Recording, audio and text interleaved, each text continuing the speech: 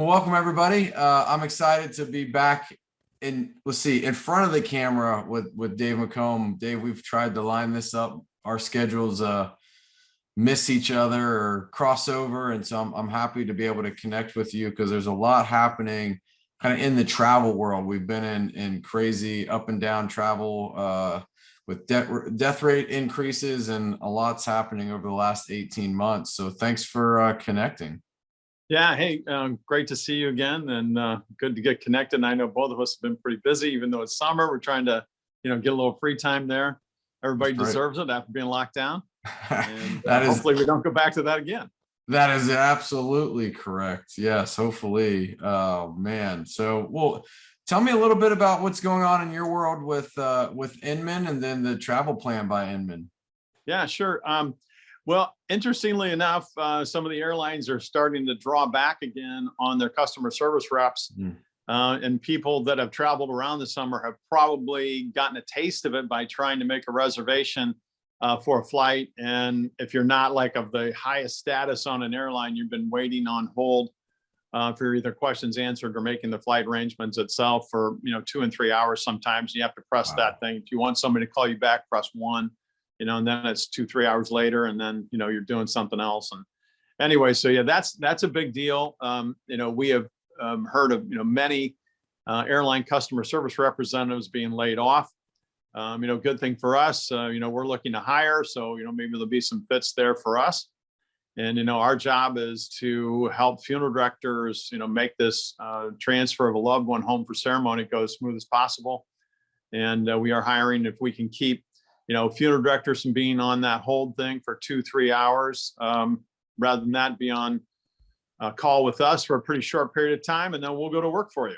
Yeah. And so that's kind of what's up. And just be aware that the airlines are getting prepared for another wave of whatever strain of coronavirus it is this time. And but we're prepared. We're ready to serve.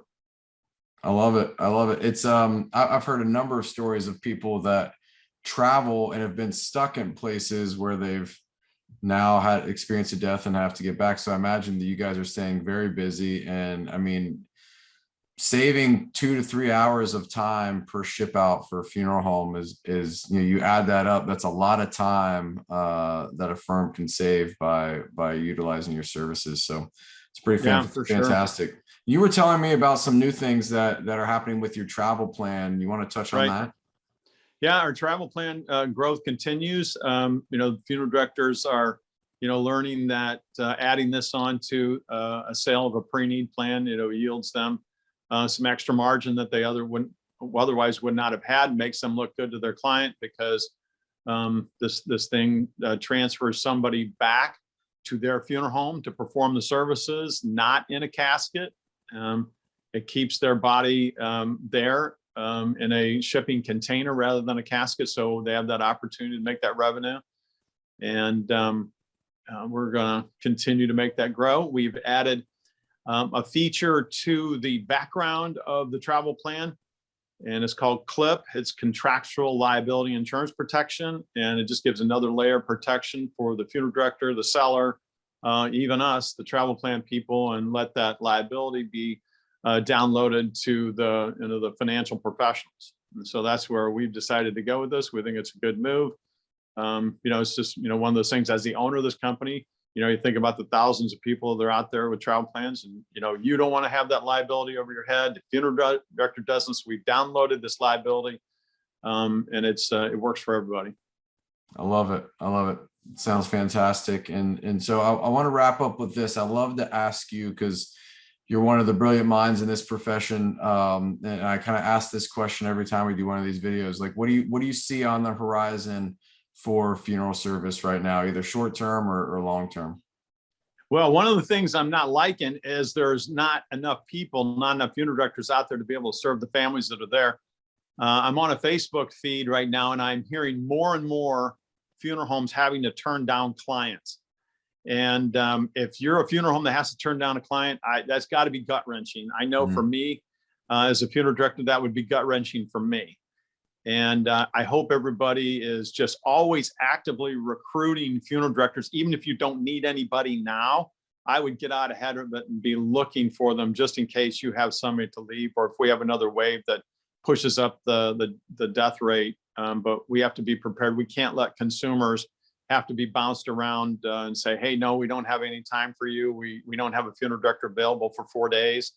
Nobody wants to see that. It hurts funeral directors to do that. So we need to be prepared on the HR front. And I think we're going to see more of that to come. And we need to be talking to our mortuary colleges about recruiting people even while guys are still in school. And by the way, 90% of the people enrolled in embalming colleges today are women. Mm-hmm. And, when I was in school back then, it was just the other way around. It was about 10% women, 90% men. It is totally 100% flipped. So, you got to be prepared for, that little nuance in funeral service, that funeral service is going to be dominated by women.